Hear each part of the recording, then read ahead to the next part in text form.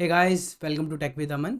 And ये video है introduction to load balancers. And इस वीडियो में हम देखेंगे कि लोड बैलेंसर्स क्या होते हैं, लोड बैलेंसर्स काम कैसे करते हैं, एंड इनकी एडवांटेजेस क्या क्या हैं, एंड क्या क्या टाइप्स के लोड बैलेंसर्स होते हैं हमारे पास। एंड लोड बैलेंसर्स के कुछ एल्गोरिदम्स होते हैं, हम उन एल्गोरिदम्स को भी देखेंगे कि कैसे वो काम करते हैं और कैसे वो हेल्प करते हैं हमारी। ये video system design tutorial series का पार्ट है, लिंक इन द डिस्क्रिप्शन। मैं सिस्टम डिज़ाइन रिलेटेड काफ़ी वीडियोस बनाता रहता हूँ। अगर आपको इस टाइप का कंटेंट पसंद है तो प्लीज़ कंसिडर सब्सक्राइबिंग। आइए स्टार्ट करते हैं। सबसे पहले देखते हैं कि लोड बैलेंसर होते क्या है। लोड बैलेंसर्स क्या होते हैं? ये डिवाइसेस होते हैं हमारे इंफ्रास्ट्रक्चर में जो कि इनकमिंग ट्रैफिक को इवनली डिस्ट्रीब्यूट करते हैं मल्टीपल सर्वर्स के बीच में।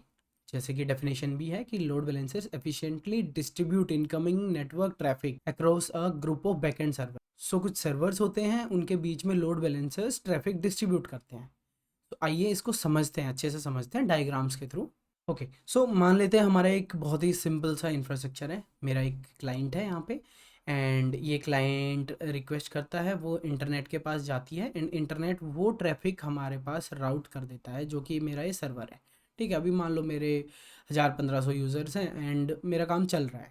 मेरा ये सर्वर लोड हैंडल कर पा रहा है, एंड ये इसका पब्लिक आईपी है। बेसिकली ये पब्लिक आईपी है, इसके ऊपर ये ट्रैफिक पूरा आ जाता है इस सर्वर। अब मान लो कि मेरे नंबर ऑफ यूज़र्स बढ़ गए, मान लो मेरे 1500 से 1 लाख यूज़र्स हो गए। ऑब्वियसली मेरा ये सर्वर लोड नहीं ले पाएगा। ठीक है, तो अब हम यहाँ पे क्या कर सकते हैं? मान लो मैंने अब क्या किया, 2 सर्वर्स लगा दिए, एक सर्वर 1 एंड दूसरा सर्वर 2। एंड पहले का 24 वाला आईपी था और दूसरे का मैंने 25 वाला आईपी दे दिया। अब क्लाइंट मेरे रिक्वेस्ट कर रहे हैं, रिक्वेस्ट गई इंटरनेट के पास। अब मतलब इंटरनेट से जो रिक्वेस्ट आएगी मैं वो किस सर्वर के पास भेजूँ? ठीक है, अब मैं एक अप्रोच ले सकते हैं कि मान लो मैंने क्लाइंट को दोनों एड्रेस दे दी, क्लाइंट किसी पे भी कर सकता है। अब मान लो क्लाइंट हर बार 24 चूज कर रहा है, तो बात तो वही पड़ी ना। मान लो सारे क्लाइंट्स 24 चूज कर रहे हैं, तो मेरे हमेशा 24 वाले सर्वर पे जाएगी रिक्वेस्ट, एंड वो ओवरलोड हो जाएगा, एंड वो फिर मतलब ब्रेक डाउन हो सकता है उसका। यहाँ पे मेरा कुछ कंपोनेंट होना चाहिए जो कि मेरा लोड डिस्ट्रीब्यूट करे इन दो सर्वर्स के बीच में। तो यहीं पे लोड बैलेंसर आता है हमारा लोड बैलेंसर क्या करेगा? लोड बैलेंसर हमारा डिस्ट्रीब्यूट कर देगा इन दोनों के बीच में जो भी ट्रैफिक आएगा। अभी क्या होता है, एक पब्लिक आईपी था, वो मैं लोड बैलेंसर को दे दूंगा। ठीक है, तो इंटरनेट से कोई भी रिक्वेस्ट आएगी वो लोड बैलेंसर के पास आएगी, एंड आगे फिर उसके बाद लोड बैलेंसर डिसाइड करेगा कि इसके बाद मेरे को किसके ऊपर भेजनी है रिक्वेस्ट, मेरे को इस वाले आईपी पे भेजनी है या इस वाले आईपी पे। एंड ये आप देख रहे होंगे ये इंटरनल आईपी है। सिंस मेरा यहाँ से इंटरनल जो मेरा इंफ्रास्ट्रक्चर है, ये भी इंफ्रास्ट्रक्चर का ही पार्ट होता है, बट मैं ऐसे दिखा रहा हूँ कि ये मेरा इंटरनल इंफ्रास्ट्रक्चर है, तो यहाँ पे मैं प्राइवेट आईपीज यूज कर सकता हूँ। जो भी रिक्वेस्ट आएगी वो आएगी लोड बैलेंसर पे, एक पब्लिक आईपी पे, एंड उसके बाद लोड बैलेंसर मेरे इंटरनल आईपीज को वो रिक्वेस्ट फॉरवर्ड कर देगा बेस्ड ऑन सम एल्गोरिदम। तो यहाँ पे क्या है कि कुछ एल्गोरिदम्स होते हैं, उनके बेसिस पे कि भाई लोड कम है, लोड ज़्यादा है, वो हम आगे देखेंगे। एंड हाँ, इस लोड बैलेंसर को ये कैसे पता चलेगा कि मेरे को किसके पास भेजनी है रिक्वेस्ट? मान लो यहाँ पे 3 सर्वर भी हो सकते थे, मान लो एक सर्वर अनहेल्दी है, तो लोड बैलेंसर क्या करते हैं, हर कुछ टाइम के बाद जितने भी सर्वर होते हैं उन पे हेल्थ चेक रिक्वेस्ट भेजते हैं। तो ये क्या करेगा, time to time health check request भेजता रहेगा, और उसका रिस्पॉन्स अगर हेल्दी आ रहा है, ओके 200 आ रहा है, तभी उसके बाद वो उसके ऊपर रिक्वेस्ट सेंड करना स्टार्ट करेगा। इनकेस लगा लो आपका सर्वर 1 में कुछ प्रॉब्लम आ गई और ये अनहेल्दी हो गया, इसकी रिक्वेस्ट आई, लोड बैलेंसर की हेल्थ चेक रिक्वेस्ट आई, इसने कुछ रिस्पॉन्स नहीं दिया, तो लोड बैलेंसर समझ जाएगा कि हाँ ये हेल्दी नहीं है, तो इसके पास रिक्वेस्ट नहीं भेजनी। तो इस टाइप से load balancer time to time check करते रहते हैं सर्वर के पास मेरे को रिक्वेस्ट भेजनी है, किसके पास नहीं भेजनी। पिछला एग्जांपल काफी सिंपलिस्टिक था, एक्चुअल वर्ल्ड में ऐसे नहीं होता है। तो एक्चुअल में क्या होता है कि हमारे multiple layers of load balancers होते हैं, तो उसको मैंने इस डायग्राम में कैप्चर करने की कोशिश करी है। आइए समझते हैं। मेरा क्या है, यहाँ पे मैंने क्या है, एक एक्सटर्नल लोड बैलेंसर लगा दिया है। ठीक है, तो जो भी इंटरनेट से ट्रैफिक आएगा वो सारा आएगा एक्सटर्नल लोड बैलेंसर के पास। इसके बाद ये आप देख रहे होंगे स्लैश कैटलॉग स्लैश ऑर्डर। मैं क्या है, पाथ बेस्ड राउटिंग कर रहा हूँ कि अगर स्लैश कैटलॉग से जो भी रिक्वेस्ट आई, तो ये जो एक्सटर्नल लोड बैलेंसर है ये इंटरनल लोड बैलेंसर के पास भेज देगा, एंड इसके पीछे कैटलॉग सर्विस। अब कैटलॉग सर्विस के आप देख रहे होगे मल्टीपल इंस्टेंसेस चल रहे हैं। ठीक है, ये इंस्टेंसेस बढ़ भी सकते हैं, घट भी सकते हैं, वो फर्क नहीं पड़ता, लोड बैलेंसर अपने आप अकोमोडेट कर लेता है।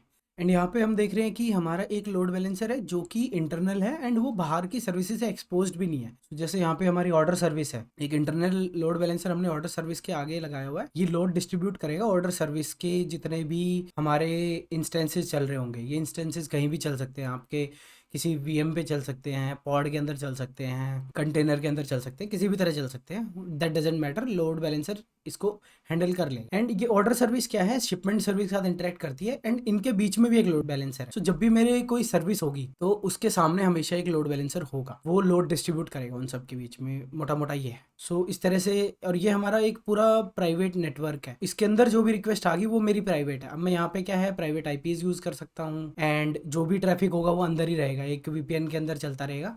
सो यहाँ पे मतलब कोई बाहर वाला एक्सेस नहीं कर सकता other than these and points जो कि एक्सटर्नल लोड बैलेंसर भेज रहा है। सो इस टाइप से हमारा इंफ्रास्ट्रक्चर काम करता है बड़े स्केल पे। सो अगर जैसे मान लो आपकी 10 सर्विस है, 20 सर्विसेज है, तो इस टाइप से 10-20 लोड बैलेंसर्स होते हैं। बट आजकल क्या हो रहा है कि हम लोड बैलेंसर्स स्पेसिफिक नहीं लगा रहे हैं, हम क्या करते हैं, जैसे हमारा कुबरनेटीज है तो कुबरनेटीज में मतलब उनका इनबिल्ट होता है लोड बैलेंसर, वो यूज कर लेते हैं हम, तो आपके सॉफ्टवेयर लोड बैलेंसर यूज हो जाते हैं वहाँ पे। सो आइए अब देखते हैं थोड़ा कि एडवांटेजेस क्या हैं हमारे लोड बैलेंसर्स की। सो लोड बैलेंसर्स हमें हाई अवेलेबिलिटी देते हैं। सो हाई अवेलेबिलिटी में क्या होता है कि आपका अगर मान लो 1-2 सर्वर डाउन हो गए, आपके 1-2 इंस्टेंसेस डाउन हो गए, तो आपका कोई फर्क नहीं पड़ेगा। जैसे कैटलॉग सर्विस है, मान लो इसके 5 इंस्टेंस रन हो रहे थे, एक इंस्टेंस डाउन हो गया, फिर भी कोई फर्क नहीं पड़ेगा अवेलेबिलिटी पे, उनका ट्रैफिक बाकी 4 हैंडल करते रहेंगे, थोड़ा थोड़ा लोड बढ़ जाएगा, बट थोड़े टाइम में मान लो वो 5वां इंस्टेंस अप आ जाएगा एंड हमारी सर्विस नॉर्मली स्टार्ट हो जाएगी। तो ये हमें काफी हाई अवेलेबिलिटी में हेल्प करता है। Second is dynamic scaling. अब मान लो कि मेरी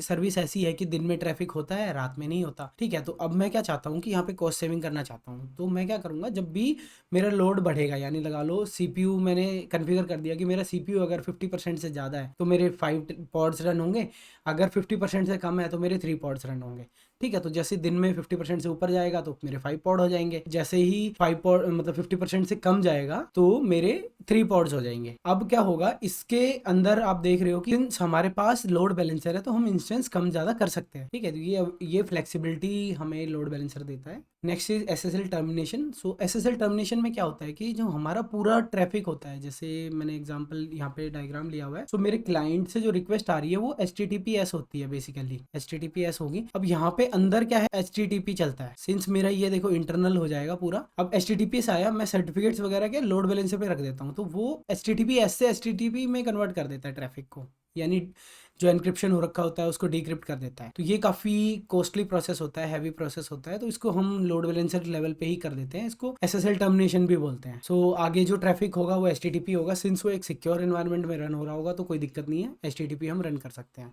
एंड हमारा वहाँ पे बेसिकली प्रोसेसिंग भी बचेगी क्योंकि हमें बार बार HTTPS से HTTP नहीं करना पड़ेगा।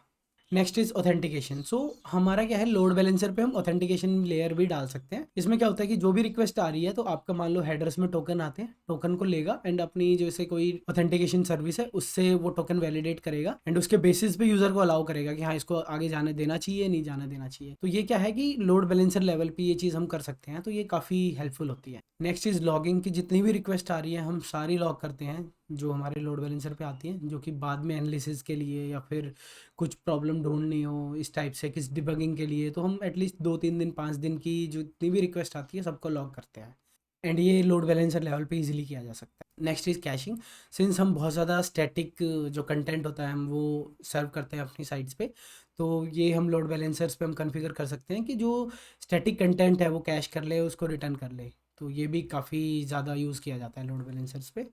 And next is path based routing. So path based routing में जैसे हमने देखा था कि स्लैश कैटलॉग को मैं अलग लोड बैलेंसर पे भेज रहा हूँ, स्लैश ऑर्डर को मैं अलग पे भेज रहा हूँ, स्लैश पेमेंट को पेमेंट सर्विस पे भेज सकता हूँ। सो ये पाथ बेस्ड राउटिंग मैं कर सकता हूँ यूजिंग अ लोड बैलेंसर। आइए आगे देखते हैं कि हमारे क्या क्या टाइप्स के लोड बैलेंसर्स होते हैं। So first is layer 4 load balancers. So इसमें क्या होता है, जो हमारी नेटवर्क स्टैक होती है उसकी लेयर 4 होती है, उसके ऊपर लोड बैलेंसिंग होती है, यानी जो हमारे प्रोटोकॉल लेवल पे यहाँ पे लोड बैलेंसिंग होती है एंड प्रोटोकॉल लेवल पे ट्रैफिक को डाइवर्ट किया जाता है इधर उधर, ठीक है। Second is layer 7 load balancers. So layer 7 क्या करते हैं, जो हमारी एप्लीकेशन लेयर होती है जहाँ पे हमें सब पता होता है कि HTTP है, उसके अंदर हमारी ये कुकीज़ आ रही हैं, हेडर्स ही आ रहे हैं, तो उस लेयर पे हम लोड बैलेंसिंग करते हैं, ये काफ़ी ज़्यादा यूज़ की जाती है एंड ये काफ़ी ज़्यादा फ्लेक्सिबल भी होती है क्योंकि हमारे पास बहुत ज़्यादा डेटा आ जाता है यहाँ पे इस लेयर पे जो हम अनपैकेज कर चुके होते हैं इस लेयर तक, तो उसको यूज़ करके हम काफ़ी एफिशिएंटली लोड बैलेंसिंग कर सकते हैं। इसके अलावा हमारी एक hardware and software load balancing भी होती है, सो हम हार्डवेयर लोड बैलेंसर्स भी यूज़ कर सकते हैं एंड सॉफ्टवेयर भी यूज़ कर सकते हैं। बट मेजरली आजकल जो होते हैं जैसे इंटरनल लोड बैलेंसर होते हैं वो जनरली सॉफ्टवेयर लोड बैलेंसर्स होते हैं एंड जो एक्सटर्नल लोड बैलेंसर्स होते हैं वो हार्डवेयर लोड बैलेंसर होते हैं। सो नेक्स्ट देखते हैं कि लोड बैलेंसिंग के क्या क्या एल्गोरिदम्स होते हैं एंड वो कैसे हमें हेल्प करते हैं लोड बैलेंसिंग में। So first is round robin. So इसमें क्या होता है कि बेसिकली जो भी रिक्वेस्ट लोड बैलेंसर पे आई है, अब लोड बैलेंसर को डिसाइड करना है कि भाई मेरे को किस इंस्टेंस पे ये रिक्वेस्ट भेजनी है, तो उसको डिसाइड करने के लिए एल्गोरिदम्स होते हैं। सो जो राउंड रॉबिन होता है उसके अंदर क्या है कि आप जैसे 5 इंस्टेंस है, पहले को भेजो, दूसरे को, तीसरे को, चौथे को, पांचवे को, देन रिपीट 1 2 3 4 5, 1 2 3 4 5 ऐसे चलेगा। हर रिक्वेस्ट ऐसे ही होगी, इस पे गई, इस पे ऐसे, तो ये राउंड रॉबिन बोलते हैं इसको। सो ये क्या है, बारी बारी सबको देता है। उसके बाद आता है लीस्ट कनेक्शन। अब इस वाले में क्या है, लोड बैलेंसर जो हमारा यहाँ पे ये देखता है कि कौन से इंस्टेंस के साथ मेरे लीस्ट कनेक्शन है। ठीक है, मान लो मेरे 5 इंस्टेंस थे, सबके साथ उसने 3 कनेक्शन बनाए हुए हैं, एक को छोड़ के, एक के साथ उसने 2 कनेक्शन बनाए हुए हैं। ठीक है, तो ये लोड बैलेंसर को हमेशा पता होता है कितने मेरे कनेक्शन बने हुए हैं, तो वो देखेगा जिसके साथ मिनिमम कनेक्शन उसने बना रखे हैं उसके साथ नेक्स्ट कनेक्शन बना देगा।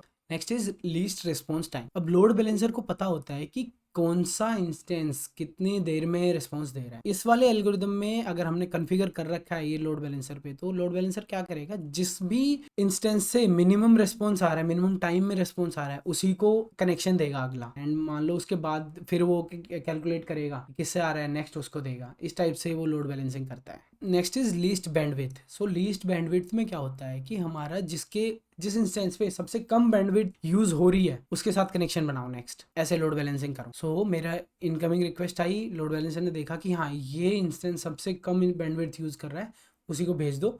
एंड उसके बाद नेक्स्ट आने वाली फिर दोबारा कैलकुलेट करो और उसके हिसाब से उसको बेसिकली राउट कर दो। सो ये लीस्ट बैंडविड्थ वाला होता है। नेक्स्ट होता है आईपी हैश। सो इसमें क्या होता है कि जो भी हमारी रिक्वेस्ट आ रही है लोड बैलेंसर पे, उनका एक हैश निकाला जाता है एंड उस हैश के बेसिस पे मैं मतलब इंस्टेंस के ऊपर भेजता हूँ। ठीक है, तो इसके अंदर क्या है, आईपी हैश वहां यूज किया जाता है जहां आपको स्टिकी सेशंस रखने हो। स्टिकी सेशंस जैसे कि मान लो आपका इंस्टेंस कुछ सेशन रिलेटेड इन्फॉर्मेशन होल्ड कर रहा है, तो आपको वहां पे उसकी जरूरत पड़ेगी। इसमें क्या है, रिक्वेस्ट आई, आईपी का हैश निकाला, वो हैश हमेशा उसी इंस्टेंस को पॉइंट करेगा, तो लोड बैलेंसर उसी के पास रिक्वेस्ट भेज देगा, वहां पे आपका सेशन है, आप इजिली यूज कर लो। सो ये एल्गोरिदम्स थे हमारे जो कि लोड बैलेंसिंग में काम आते हैं। Round robin, least connection, least response time, least bandwidth and IP hash. ये यूज करके लोड बैलेंसर्स इजीली अपनी राउटिंग कर सकते हैं। और ये कई लोड बैलेंसर्स में हाइब्रिड भी होते हैं, मतलब आप 2 एल्गोरिदम्स भी लगा सकते हैं, जैसे कि मान लो least connection with IP hash, इस टाइप से। तो मतलब आप कर सकते हो, ये कॉन्फ़िगर किया जा सकता है। सो नेक्स्ट एक दो हम जो क्लाउड प्रोवाइडर्स हैं उन पे देख लेते हैं कि ये लोड बैलेंसर्स कैसे कॉन्फ़िगर होते हैं, कैसे दिखते हैं। अमेजन पे देखते हैं। बेसिकली इनका इलास्टिक लोड बैलेंसर होता है, distribute network traffic to improve application scalability. ठीक है, इसमें होता है। एंड ये आपका इन्होंने डायग्राम दिया हुआ है। सो आपके जो भी IPv4 या IPv6 का जो ट्रैफिक होता है इंटरनेट से आ रहा है, उसको ये लोड बैलेंसर पे डाल रहे हैं। एप्लीकेशन लोड बैलेंसर है, ऑथेंटिकेशन सपोर्ट करता है, मैट्रिक्स देता है, लॉगिंग देता है, हमें रिडायरेक्शन देता है, रिस्पॉन्सेज देता है। उसके बाद फिर ये कुछ चीज़ें और देता है, कंटेंट बेस्ड राउटिंग कर सकते हैं, हेल्थ चेक होते हैं यहाँ पे, स्टिकी सेशंस होते हैं, लोड बैलेंसिंग एल्गोरिदम्स होते हैं। इसके बाद फिर आपके इंस्टेंसेस आ जाते हैं।